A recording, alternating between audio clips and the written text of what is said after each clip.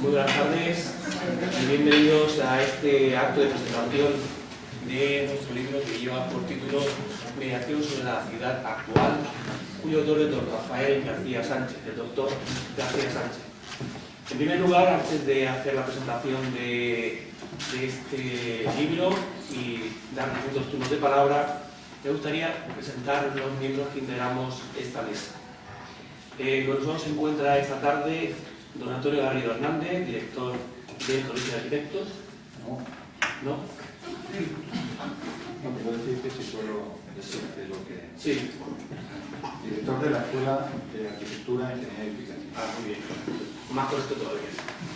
También tenemos con nosotros a don Cristóbal Pérez de Navarro, catedrático de Historia del Arte de la Universidad de Murcia, y por supuesto don Rafael García Sánchez, autor del libro. Y también querría mencionar a don Pascual Martínez Ortiz, que es nuestro anfitrión y gerente de la Fundación Caja Murcia, y quien les habla. Mi nombre es Gaspar Ross y soy el vicerrector de Investigación e Internacionalización de la Universidad de Murcia.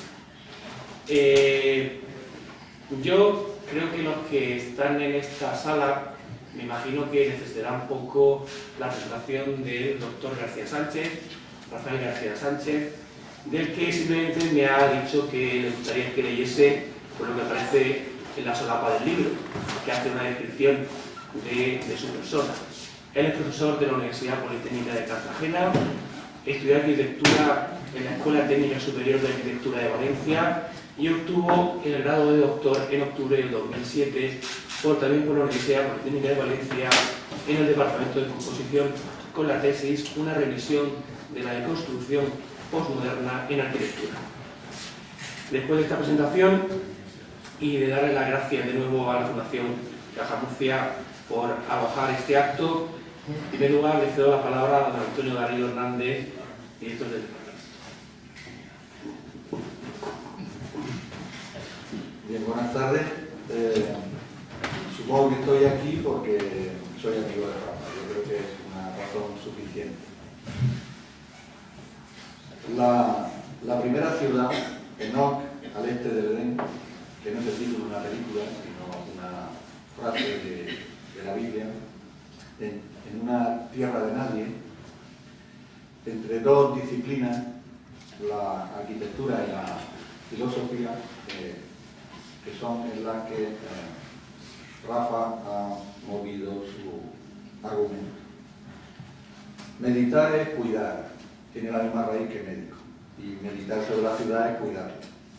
La ciudad cuida, posibilita, pero también distrae cuando no disipa. La metrópoli, cuya raíz etimológica es madre de las ciudades, es madre de sus ciudadanos y también de otras ciudades. El libro se articula, un libro por cierto apasionado, en la onda casi de lo que podría ser el libro sobre el espíritu trágico de la vida de Unamuno, salvando obviamente las distancias. Se mueve en una estructura de opuestos que ayudan a su lectura que obviamente desde la mesa recomendamos encarecidamente. Polos como viejo inédito, global local, nómada sedentario, ocio trabajo, tienda caverna, recorrer atravesar, simbólico diabólico, quizá la más atractiva desde el punto de vista semántico, absoluto relativo, universal general, caos cosmos, dentro, fuera y secreto misterio. Una ciudad es la referencia tanto para huir de ella como para buscar su abrazo. De las ciudades se habla más desde ellas mismas. Hay muchas versiones de la propia ciudad y hay ciudades imaginarias extensas que van más allá de la geografía gracias a la inmediatez informativa. Hoy se celebra el 26 aniversario de la tragedia de Bhopal, una ciudad que hacemos nuestra por su enorme y prolongada desgracia.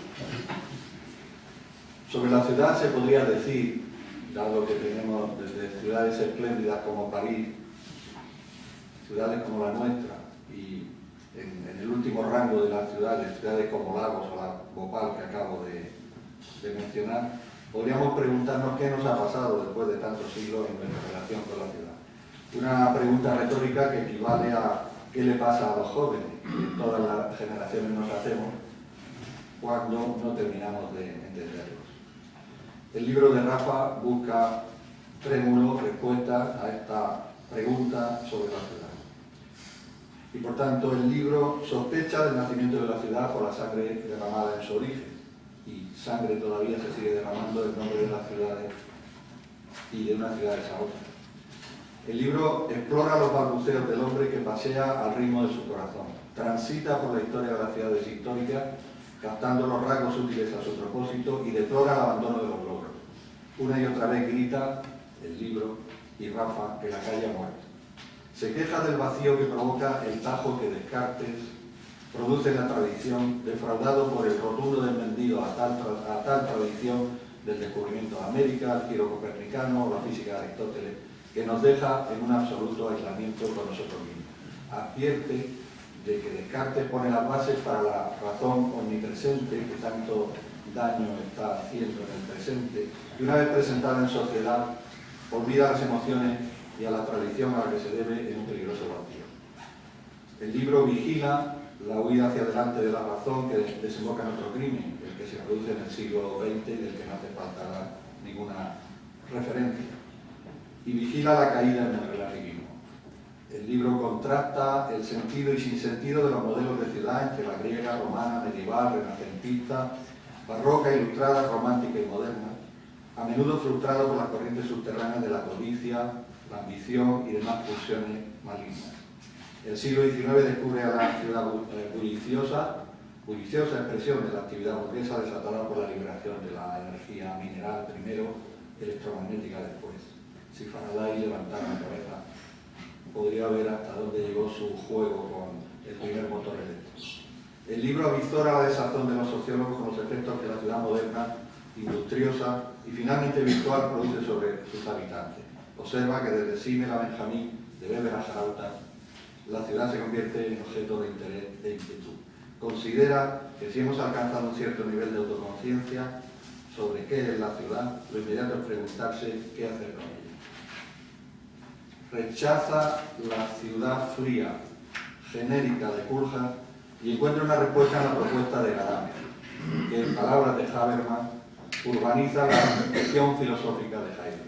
Propuesta que da en llamar hermenéutica, cuyo origen etimológico está en Hermes, cuyo hermano latino es Mercurio, el dios del negocio, el dios del comercio y por tanto de la transacción, en este caso la transacción con la historia. La hermenéutica es la más humilde de las propuestas, pues afirma el carácter histórico de la verdad y al tiempo admite que la propia propuesta es histórica, por lo que no niega la posibilidad de que en el devenir alumbre una verdad fundamental. El libro propone rechazar lo general y abrazar lo universal, abrirse al otro en su diversidad y construir la vida desde los logros, siempre interpretables de los esfuerzos espirituales de los que nos han precedido. ¿Qué ciudad es esta, la ciudad hermenéutica? ¿Qué arquitectura la hará posible? ¿Y qué ciudadanos la habitarán? Desde luego no serán orgullosamente dogmáticos ni fríamente desarraigados de los símbolos y las metáforas. Tendrá que abrazar a sus ciudadanos en su diversidad, cuidarlos en su decadencia física, al tiempo que estimula su espíritu para aumentar el acervo espiritual, para recorrer todo el círculo y ya no tener otro camino que la convergencia en un centro convivencial. Todo esto lo dice el libro. Gracias.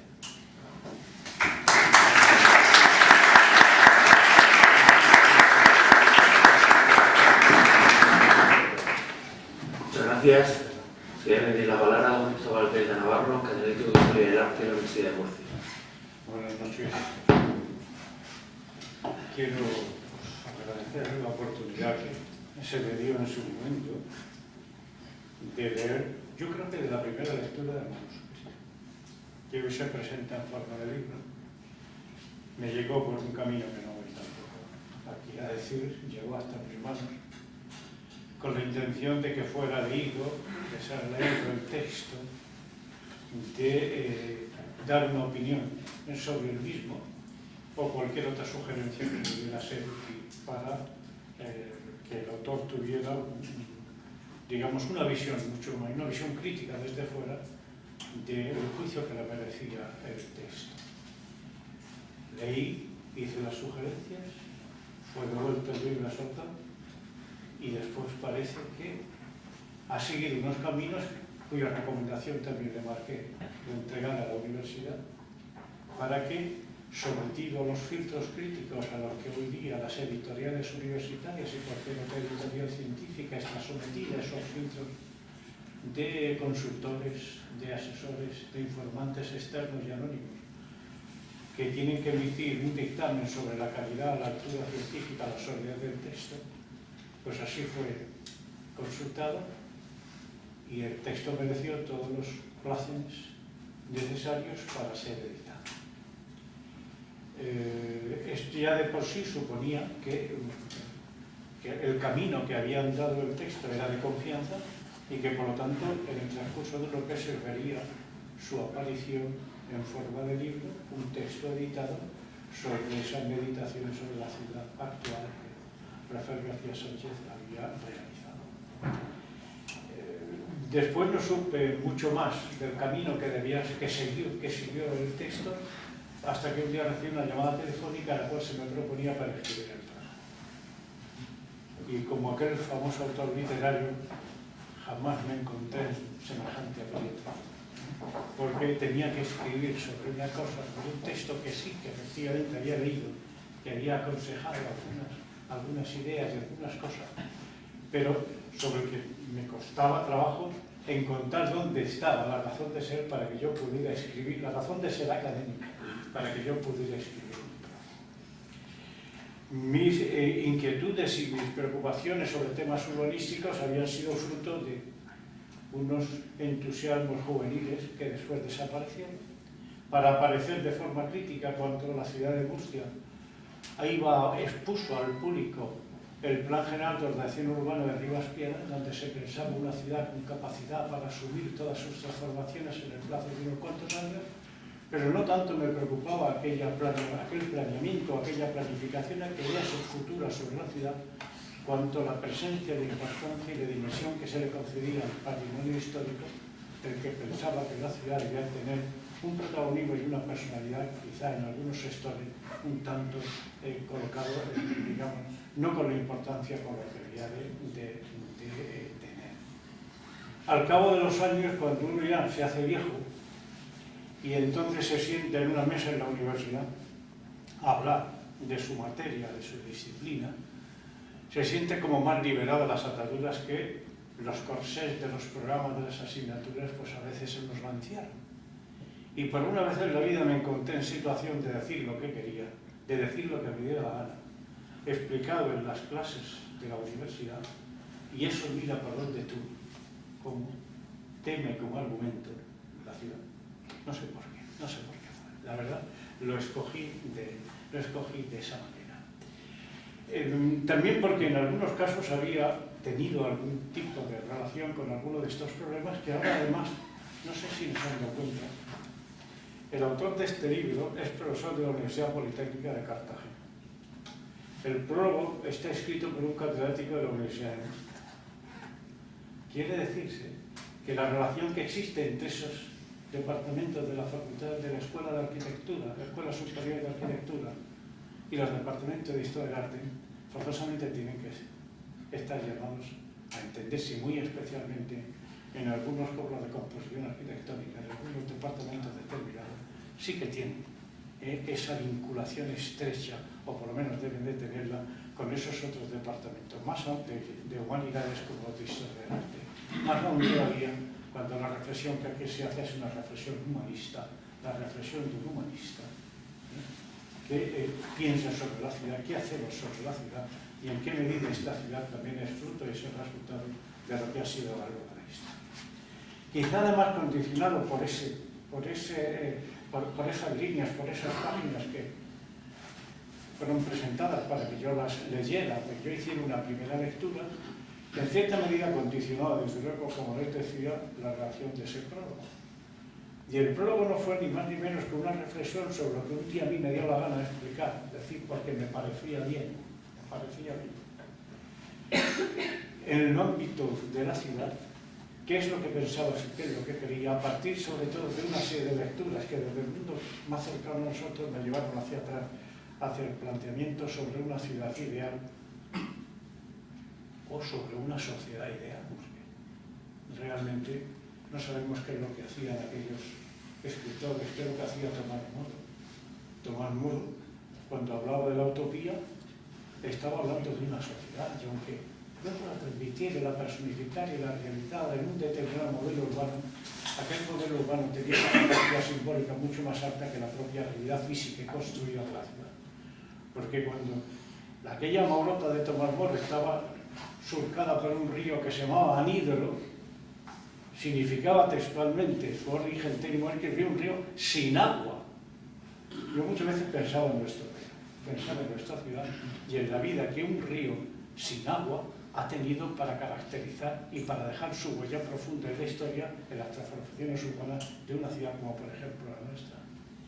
Todo aquello fue lo que me dio pie incluso a pensar en algunas cosas, adobado además con varias lecturas, y no solamente con las lecturas de textos que aquí aparecen reflejados perfectamente, como ha podido ser la política de Aristóteles, como ha sido la República de Platón, como han sido todos los textos antiguos que en su día pensaron esa ciudad ideal, habitada por los hombres de la Edad de Oro, aquella edad de Saturno donde todo era feliz, donde las casas no tenían puertas, donde no existían murallas en las ciudades y donde todo era de todos, en una sociedad perfecta que había alcanzado por fin su felicidad utópica en esa especie de espacio compartido con los dioses. Los dioses y los hombres vivían juntos en un mismo espacio, vivían juntos en la misma ciudad. Todo aquello unido precisamente a otra serie de reflexiones sobre la propia ciudad. Recuerdo, no hacía mucho tiempo que había leído los cuentos de Gulliver, las aventuras de Gulliver, y entonces en esas ciudades que él visita, en aquel país de enanos, después en aquel país de gigantes, después en otros países extraños, cuya localización geográfica jamás se indica, pero a veces parece intuirse a lo largo del continente africano, donde hablaba de las ciudades, pero más que de las ciudades, de sus murallas, de sus puertas, de sus casas y todo, lo que establecía una confrontación entre los sistemas de vida de unos ciudadanos, de una sociedad en una ciudad, con los sistemas de vida propios de Europa. Estaba siempre poniendo en conflicto y en debate y en enfrentamiento la sociedad de la Ilustración en la que él vivía con la sociedad que estaba soñando en otras ciudades. Era evidente que toda la utopía rusoniana y que muchos otros ingredientes de tipo filosófico tenían mucho que ver en aquello, como en los niveles de ciudades en las que hablaba, incluso de esa ciudad flotante que no se sabía lo que era, una especie de isla que estaba en el aire y que después se podía bajar y podía fijarse en la tierra, en un determinado continente. En realidad lo que estamos hablando era de sociedades, porque al fin y al cabo las ciudades no son entes abstractos, sino que están hechos para que el hombre viva. Y lo que estaba determinándose qué tipo de vida, qué tipo de organización social era a la que todo el mundo aspiraba para entender mejor realmente no solamente su forma, sino sus aspiraciones y sus objetivos. Y cómo es eso, muchas veces más que en una ciudad construida, se trataba de verlo reflejado sobre una ciudad soñada. Esta misma casa donde nos encontramos hizo un día un expósito que se llamaba Las ciudades invisibles de Ítalo Calvino, ilustradas además por unas pinturas preciosas de Pedro Camas. Y ahí también el propio Ítalo Calvino, esa especie de ciudad del sueño, fruto del sueño, estaba diseñando unos modelos de ciudades ideales. Es decir, que no ha sido ni mucho menos ajenos a toda la historia de la humanidad las preocupaciones por la ciudad. Pensamos, por ejemplo, que han sido de los grandes arquitectos, de los grandes urbanistas, que ha habido Le Corbusier, que ha habido de Wright, que ha sido de muchos otros, sino que incluso los falasterios de Fourier, o todas esas ideaciones sobre la propia convivencia ideal urbana, sino que incluso ha sido objeto también de muchas novelas, en las cuales incluso los espacios de las novelas de Faulkner se desarrollan, o incluso lo que a mí más me sorprendió de esa utopía socialista en las novelas de Edward Bellamy, en aquel hombre de Chicago que se muere en 1870 o por ahí y se despierta en el año 2000. Es decir, fruto de 113 años de sueño, que es lo que ve cuando se despierta. Y cuando se despierta no es ni más ni menos que una ciudad que ha cambiado por completo, que no tiene nada que ver con la ciudad que dejó el momento en el que durmió. Esa ficción es muy de novela, y muy de novela incluso tradicional. Es La otra vida del Capitán Contreras, que da lugar también a una novela, a una película que hace Fernando Fuenacove, donde resucita un hombre del siglo de oro. y de pronto se enfrenta con la ciudad, se enfrenta con las costumbres, se enfrenta con la sociedad. Es decir, todas esas cosas fueron las que construyeron todos esos ingredientes y me parece incluso que a lo mejor el trabajo lo que ha hecho ha sido intentar ver de qué manera todo eso confluye en esta ciudad y esta ciudad cómo se cuestiona y se problematiza y hacia dónde vamos, qué es lo que queremos. Yo por eso le decía al final de ese prólogo que la utopía es una reflexión intelectual interesante y necesaria. Necesaria hoy la utopía. Construir una ciudad ideal, no sé si la construiremos. Lograr una ciudad ideal, no sé si la llegaremos a lograr, a alcanzar. Pero lo que sí es cierto es que el hombre está buscando siempre su máxima perfección, incluso siguiendo aquellos preceptos divinos que también la exposición del prólogo, donde Pico de la Mirándola, el Laudatio de Dignitate Homini, le dice al hombre, te coloqué en el centro del universo.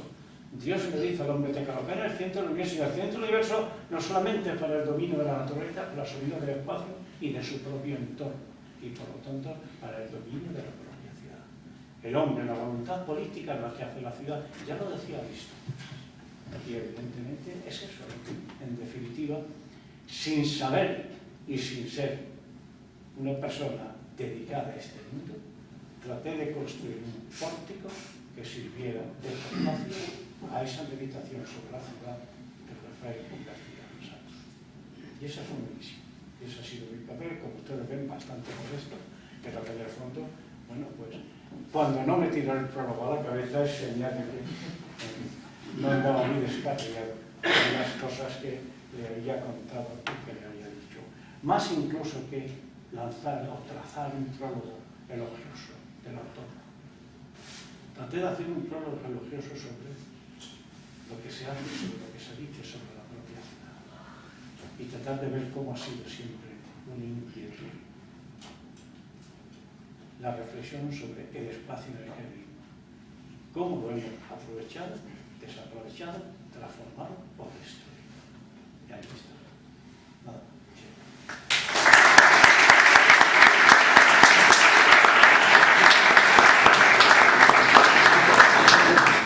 Muchas gracias, José Manuel.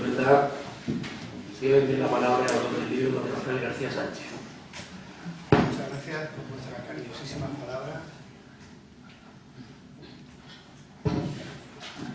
Decía que muchas gracias por vuestras cariñosísimas palabras inmerecidas desde la primera hasta la última página. Voy a explicar en 5 minutos lo que he querido decir en el libro. En 5 minutos. Mirad, hay un arquitecto holandés que se llama Rencola, un arquitecto muy afamado, rotundo en su arquitectura,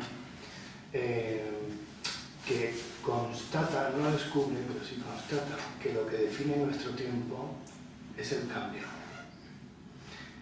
Hasta tal punto la intensidad del cambio es feroz que parece ser que el último giro copernicano, el último giro llevado a cabo en nuestra época, consiste en orbitar nosotros alrededor de un mundo y no el mundo girando alrededor de un punto de referencia estable que podría ser el hombre moderno.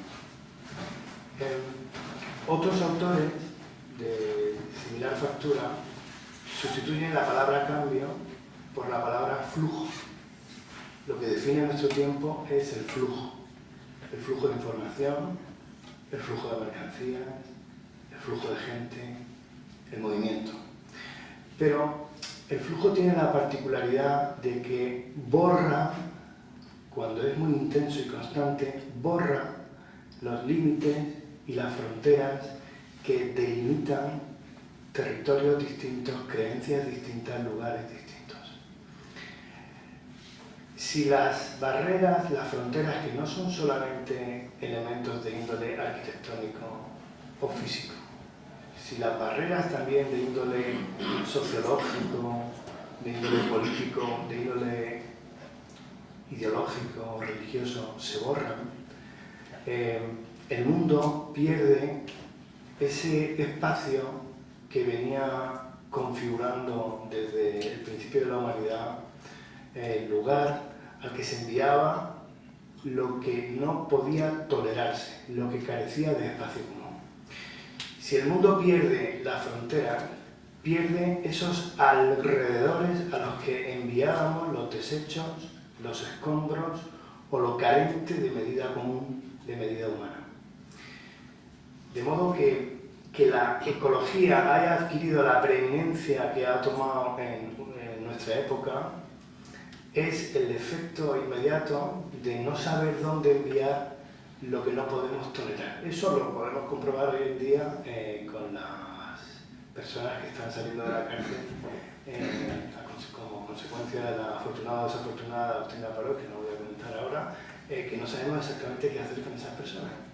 Estábamos más seguros, tradicionalmente la humanidad se sentía más segura si delimitaba su territorio, porque al delimitar el territorio tenía un lugar donde enviar lo que no podía metabolizar, lo que no podía digerir. Ese lugar al que se enviaba a los, se desterraba o se excomulgaba a los que no participaban de esa medida común, ese lugar hoy se ha quedado dentro y genera, potenciado por el incremento de los flujos de toda índole, genera la sensación de que los espacios públicos son el lugar donde se va a desarrollar definitivamente el último conflicto, el último plebiscito de la humanidad, que es el multiculturalismo. La cuestión de si vamos a ser capaces de tolerar en el mismo espacio convicciones distintas, ideologías diversas, simultaneadas en el mismo tiempo, es la cuestión, a mi juicio, de nuestro tiempo, y ese es el motivo por el que tantísimos autores dicen que la ciudad es el lugar más real políticamente hablando, porque es en la ciudad donde se va a desarrollar, donde se va a producir el desenlace de esa disputa por otra parte milenaria. La propuesta de este arquitecto, que es la raíz, el origen del libro, es inventar también, utópicamente, un tipo de ciudad que él define como ciudad genérica. Si es genérica, lo es por dos cuestiones. Por una cuestión de índole biológica y por una cuestión de índole racional. Porque lo genérico en el hombre es su biología y es su razón. La biología no parece ser un instrumento de unificación de lo humano definitivo. Porque aunque yo vea un sujeto exactamente igual, de mi misma especie, exactamente igual que yo, si su comportamiento difiere en extremo del mío, es posible que no lo reconozca como sujeto de la misma especie. Pero si yo voy a poner un ejemplo sencillo, si yo viera a una persona comer y mancharse la boca de tomate, babear y chorrear la cerveza, aunque es de mi misma especie, lo degradaría biológicamente y diría que es un cerdo. Si yo viera a una persona que no suelta un duro nunca, diría que es una rata. Si yo estuviera conviviendo con una persona que ha cometido atrocidades que, en fin, atentan contra la dignidad de la persona, yo lo califico como una alimaña. De manera que la biología, el parentesco, no es una instancia lo suficientemente poderosa como para unificar el género humano y garantizar que el comportamiento de todos los iguales, de todos los nacidos de una nación, va a ser lo suficientemente estable en un espacio común. Cuando los indios americanos vieron llegar a los franceses, imaginaos la escena, con la levita roja y la peluca, dijeron, los extraterrestres han venido. Y lo mismo dirían los aztecas, los mayas y los incas. Y lo mismo pensaron los conquistadores españoles y occidentales cuando llegaron a las Indias, ¿no? Luego, la biología no parece que sea esa instancia definitiva que permita garantizar el reconocimiento de lo humano y, por tanto, garantizar un diálogo intersubjetivo. Tiene que haber otra instancia más potente. Y dice Rencolas, posee la razón. Pero claro, afirmar que la razón es esa instancia que garantiza el diálogo intersubjetivo y multicultural, es decir, algo que como mínimo tiene 4 siglos, y si nos ponemos finos, 24. 4 por Descartes y 24 por Sócrates. Apelar a la razón como instancia definitiva, capaz de aglutinar unitariamente lo que es el género humano, es una apelación tan cultural como apelar al nomos en Grecia que distinguía entre ciudadanos y bárbaros de la polis, es tan cultural como apelar al derecho romano que distinguía a la ciudad romana entre gentes y personas, es apelar, como sucedió en parte de la Edad Media, a que la pertenencia o la sacramentalización de la sociedad civil es lo que permite la distinción entre fieles e infieles, es apelar a que la razón, en definitiva, la razón se convierte en un instrumento tan cultural como culturales son todas las instancias creadas para definir un espacio que al mismo tiempo sirve para distinguir. Los que no participan de esa medida común regida por esa instancia, que es el nomos, el logos, el ius, la fe o la razón, son los otros, son los excluidos. Cuando la razón, en su despliegue cultural desde Descartes con una preeminencia brutal en Lutero que tiene un eco cuya onda expansiva recorre todavía la división entre público y privado de la que participamos inexorablemente en nuestra época, cuando esa defensa de la razón, esa percepción de que la razón es la única medida de todas las cosas alcanza el siglo XX, entonces y descubrimos y recordamos los campos de concentración, el Holocausto, la Segunda Guerra Mundial, las V1 volando sobre Hannover, Berlín, Dresde, Hamburgo, arrasando Europa.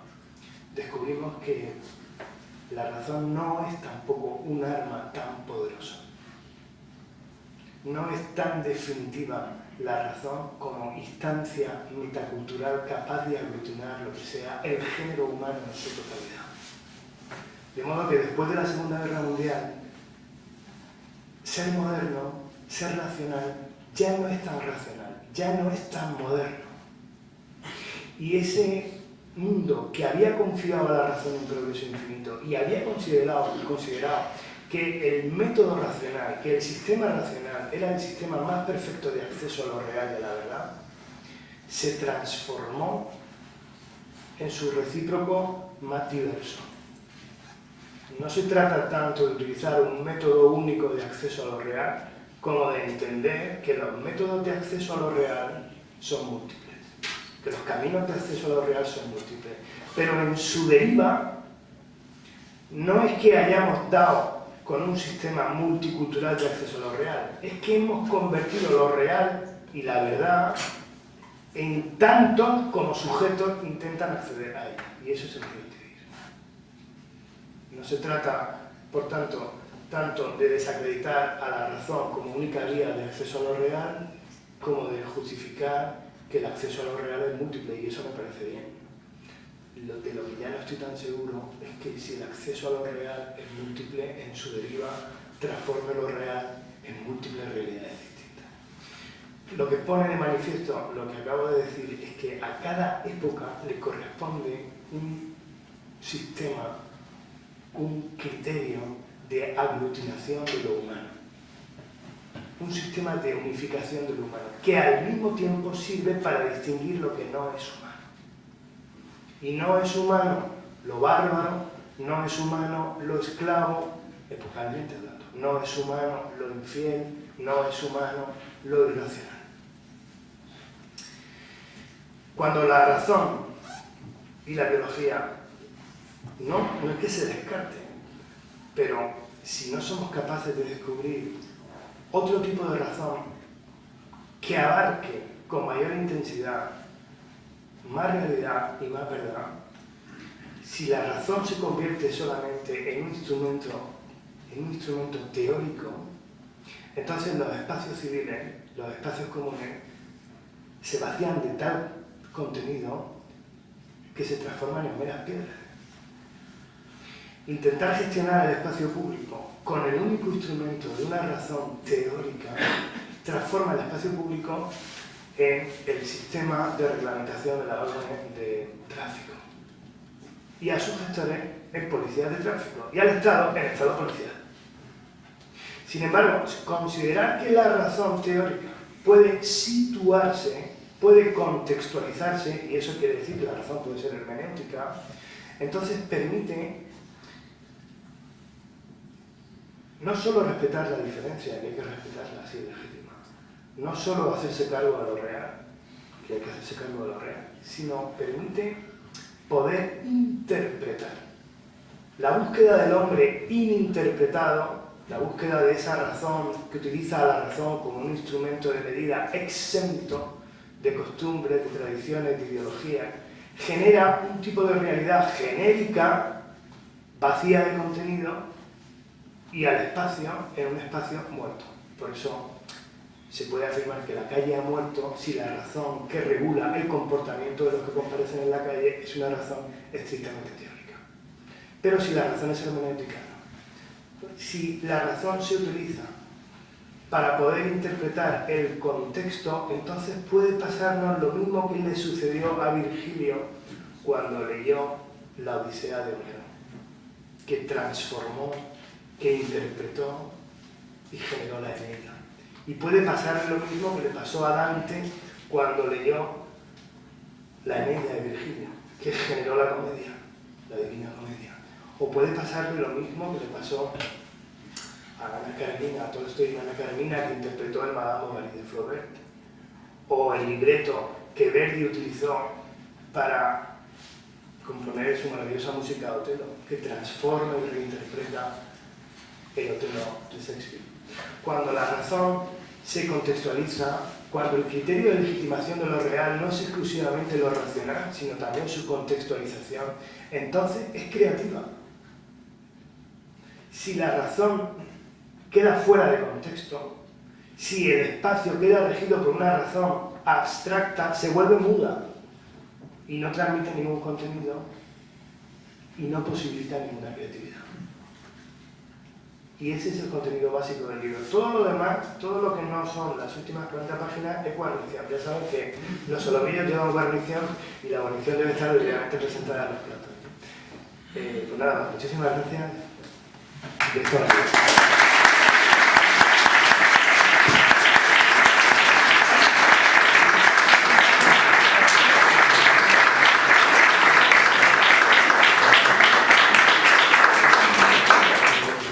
Gracias, Rafael. Bien, yo solamente quisiera dar a esta presentación, a esta magnífica presentación, una simple cobertura de tipo institucional.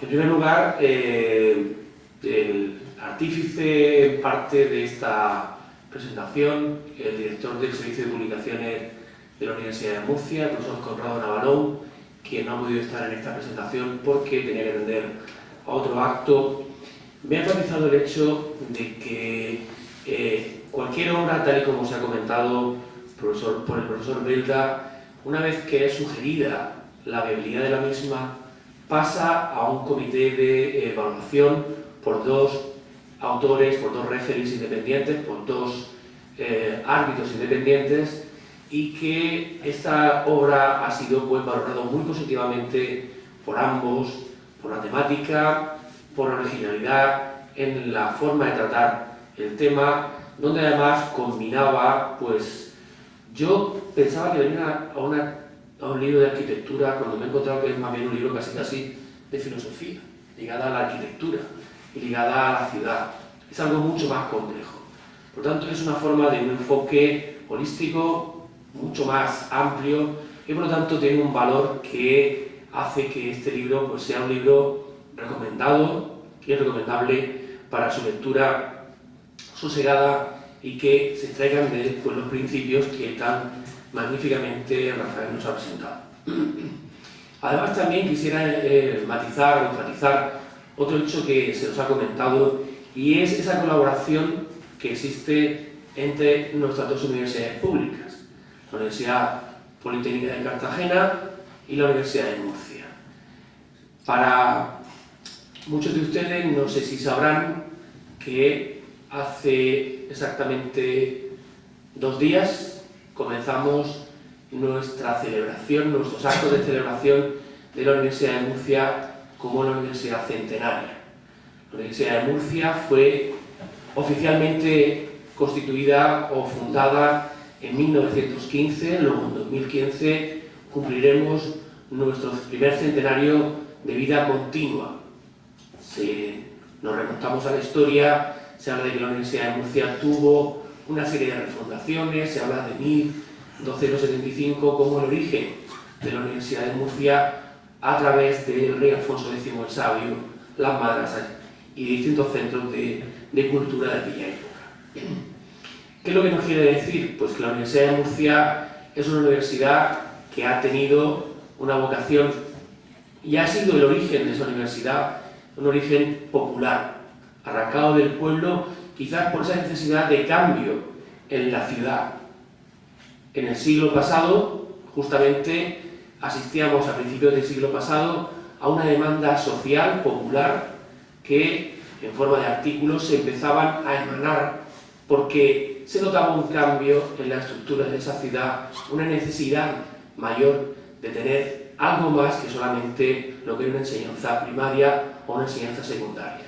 Es un ejemplo quizás muy claro de lo que es la evolución en el tiempo y la evolución de la sociedad, de la razón, unida al conocimiento, yo creo, y a la educación, que nos dan perfiles distintos societarios que nos hacen que al final cambiemos nuestra estructura de vida y nuestra forma de vida.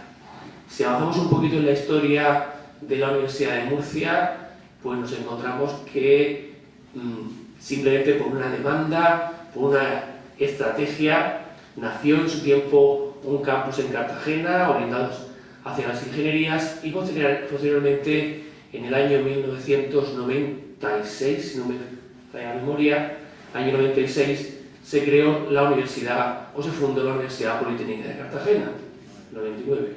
Pero ya se empezaba en el año 96 a hablar de esa necesidad de que el campus se convirtiese en algo más. Y yo creo que asistimos nuevamente a un cambio importante social, basado en la biología, en la razón, que nos ha dado, por dio lugar, el nacimiento de la Politécnica de Cartagena, y de ahí un cambio también en la estructura de la ciudad. Yo recuerdo la Cartagena en los años 90 y la visito ahora mismo y creo que hay un cambio sustancial, una estructura totalmente distinta, donde la imagen, la visibilidad de determinadas obras, incluso la universidad, ha sido un eje vertebrador de cambio en lo que es la ciudad, basada esencialmente en este caso, quizás en el conocimiento, quizás pues en la demanda social de tener también un vínculo cultural de razón que hiciera posible pues dar un impulso y un cambio desde el punto de vista global en lo que es la ciudad. Somos un proyecto conjunto porque no en vano, muchas veces cuando yo participo en alguna presentación de la editorial de la Universidad de Murcia, Editum, participo sobre todo porque va unido a otro proyecto conjunto que es el de Campus de Excelencia Internacional, Campus Mare Nostrum, que es un proyecto que todavía sigue vivo. Tuvo su vigencia quizás más en el año 2010, todo el mundo pues alabó ese proyecto como una iniciativa donde volvíamos a ponernos en conjunto las dos universidades públicas de la región de Murcia, pero con un impulso mucho mayor. El impulso es el de la internacionalización, el de la excelencia y el de llegar a conseguir nuevas cotas de visibilidad y de competencia que nos sirviera, en definitiva, bajo un amparo, un paraguas que es la definición de campus. Pero campus incluso va acompañado a nuestro cambio como universidad. Las universidades clásicas en la ciudad, siempre hace unas semanas estaba en Salamanca, he ido en varias ocasiones en estos últimos días, en el último mes, y ves cómo la Universidad de Salamanca no tiene un campus, es una universidad dentro de una ciudad o una ciudad dentro de una universidad. Muchas veces no se sabe dónde acaba y dónde empieza. Sin embargo, los tiempos de cambio nos han llevado a tener agrupaciones, estructuras quizás más funcionales, copiando otros modelos que son los campus y que evidentemente también tienen su razón, su momento histórico de cambio y en el que actualmente combinamos y coexistimos con la estructura clásica de un campus integrado en la ciudad.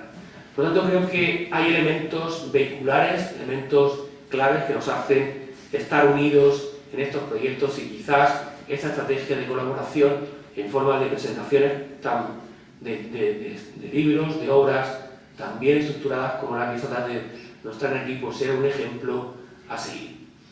Me ha gustado mucho, debo decir, porque yo tengo una vena un poco más biológica, no es malo, soy veterinario, luego van a hablar del BIOS y de cada una de las aberraciones humanas o formas de comportamiento tribal no estándar asociadas a un determinado animal, pues indica sobre todo la naturaleza, lo que son los instintos, lo básico. Y después, cuando hablamos, también me ha gustado el hecho de la alimentación, de cómo come, luego te manchas, bien, aparte de la bromatología, de la alimentación, también indica un comportamiento, un conocimiento y una cultura. Está claro que aquí yo creo que se nos transmite y se nos traslada una forma de pensar. Ya digo que mi lectura breve, rápida, no en profundidad, y después de la presentación, creo que es mucha más la carga ideológica, filosófica, de lo que es la importancia que tienen los principios para la construcción de las ciudades y sobre todo de las ciudades modernas.